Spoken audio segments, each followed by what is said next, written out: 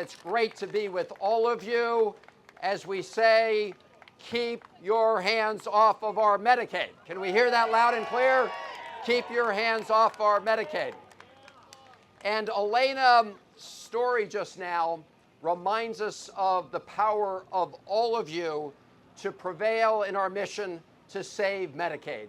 Because we were just discussing back in 2017 when there was that effort to essentially destroy the Affordable Care Act. And it was the little lobbyists and everybody I see out here. All of you gathered all over the country to say, hell no, we're not going to let you take away the Affordable Care Act because it helps to save lives. And we're doing the same thing here today. Hell no, we're not going to let you take away our Medicaid. Can I hear that? You know, that 2017 vote is important not only because it showed that the power of people can win, but it also does remind us that we cannot stop for 1 second, because that effort to repeal the Affordable Care Act got out of the House and it came to the Senate.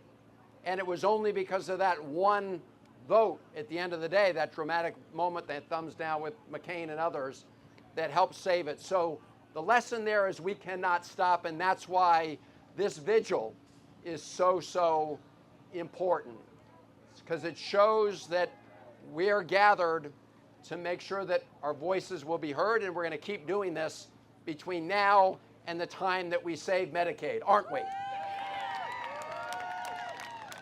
So I want to thank all of the organizers. I especially want to thank those who are here to tell their stories about the impact that gutting Medicaid would have on their lives. Because we can all talk about the budget numbers, but at the end of the day, the question is, what does this mean for real people, right? We got the Congressional Budget Office report yesterday, which told us loud and clear what we've been saying all along, which is that you cannot make these big cuts to Medicaid without hurting real people. And so here all of you are to tell those stories and express your views and voice directly. I asked a number of my constituents, and are there any Marylanders in the House? All right. So I've asked my constituents, and I'm sure some have spoken and shared their stories here today, but I asked them to send into our website what the impact of these Medicaid cuts would be on their lives. And I'm going to read you just one of those stories. It's from Mary H., who lives in Carroll County, Maryland. And she wrote, and I quote, my 52-year-old son is battling colon cancer and has to undergo chemotherapy every 2 weeks.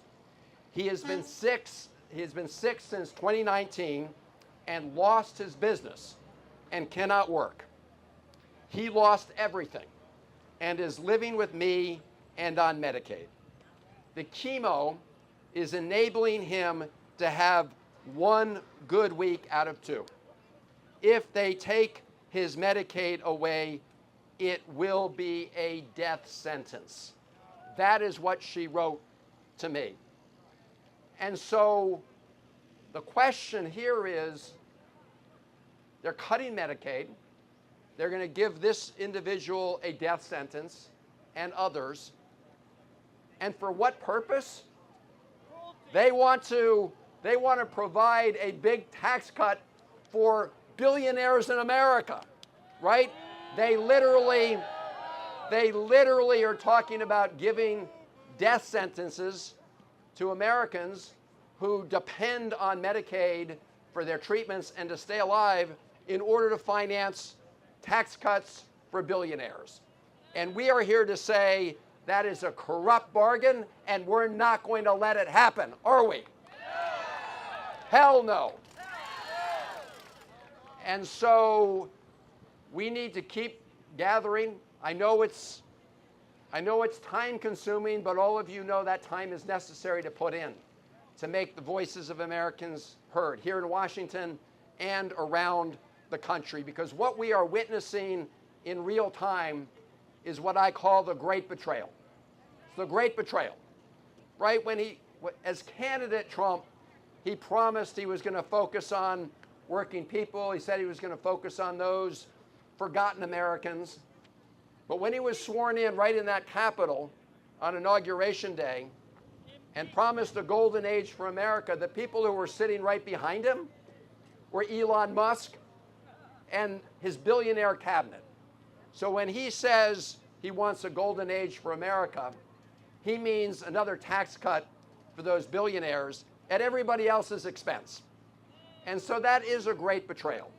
That is a great betrayal that we are witnessing, and we need to make sure that we call it out, as you're doing here, and we need to make sure that we stop it. And so I will end where I began, by reading that sign right over there. Hands off of Medicaid. Put people's health care before tax cuts for billionaires. That's what this is all about. Thank you for being here, and thank you for sharing your stories. We've got a long road to go to make sure we prevail. But I do believe that, like we did in 2017, with your voices here and all over the country, in the end, justice will prevail, and we will save Medicaid and make sure we're not issuing death sentences to millions of Americans. Let's get it done.